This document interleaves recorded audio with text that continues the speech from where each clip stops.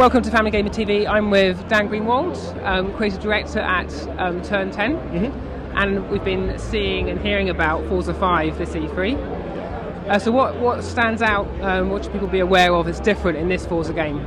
Well, this is very exciting for us. Obviously, this is going to be the first Forza that is at the launch of the console, which is just a great time for fans. It's a great time for us. With Forza Motorsport 5, we have an all-new graphics engine built from the ground up for DX11. Has all new materials and shaders. The game just looks fantastic. It's such a powerful box. We can do all sorts of new things with particles and materials and everything. And we have a new take on opponents. We're basically using the cloud. It's not really like AI. It's more similar to, let's say, like big data or search, where we've got all this data we can put in the cloud, crunch on it, and then bring down these profiles that make an AI kind of, maybe, it's an opponent, and it drives like your friend. So it's really blurring lines between multiplayer and single player. So the computer is sort of learning and observing how other people are driving, and then improving itself, is that right? Exactly, and it creates an agent that can represent you. And it can do that even on tracks you've never been on. I mean, this isn't Ghost, this isn't Replays, this isn't async. What this is powerful machine learning. So it can actually see that you drive all-wheel drive cars this way and rear-wheel drive cars this way, and then take to a track you've never been on and replicate the same types of mistakes or speed that you would have. And so will the computer be selective over which bits it learns, which bits it doesn't? So we have difficulty settings, and what those allow you to do is choose which profile of drivatar you're racing against. So if you set it to the highest difficulty, you'll be racing against the absolute best people in the real world that are represented in our game. And if you set it down several notches, you're going to be driving against some of the worst people. You're probably going to have more wrecks, you're going to have people driving off more frequently. And so, there's how your friends drive, because your friends come in, friends and family are in your race with you, and they're represented very accurately. Or you can change the difficulty and crank it way up, and then you're going to be racing against honestly, the fastest people in the world.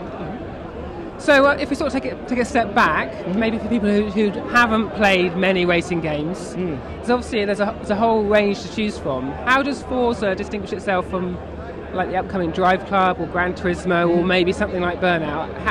How should someone choose, and what sort of person should choose Forza as their racing game?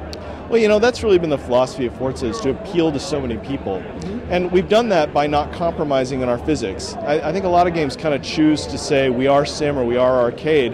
And to me, as a designer, I find that too easy. So what we've done is built a no-compromise physics engine. In fact, we're doing things now in our physics that they weren't possible on the last generation. And in fact, we're right now on the cutting edge of science. We're working with a partnership with not only with McLaren, but Calspan, to be doing things in tire testing that no one in the world is doing, not in games. No one anywhere is learning the stuff we're doing. So we start with that simulation engine, which could be incredibly hard. But then we add all these assists, and what that allows is for little kids to play it, for friends to play it, and it means we've got an audience of people that is incredibly young, incredibly old. We have a lot of women playing, we have people play split screen, multiplayer, single player. It's an incredibly diverse game. So we serve absolutely the sim crowd, but we also serve kids that just want to get into games. And that's not even talking about painting and tuning and all the other aspects of the game.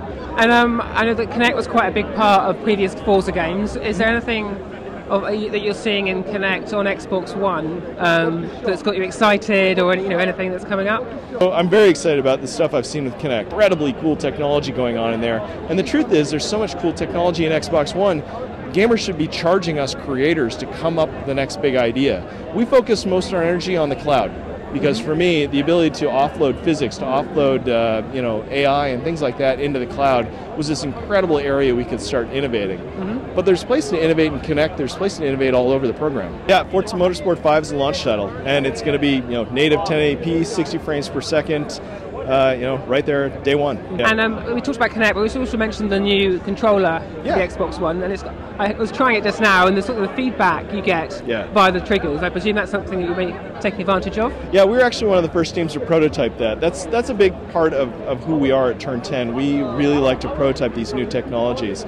So yeah, we are able to simulate the way the tires break loose under acceleration on the accelerator trigger, and then you can feel the ABS pulsing, or if you have no ABS on, you can feel the tires locking up in the brake trigger.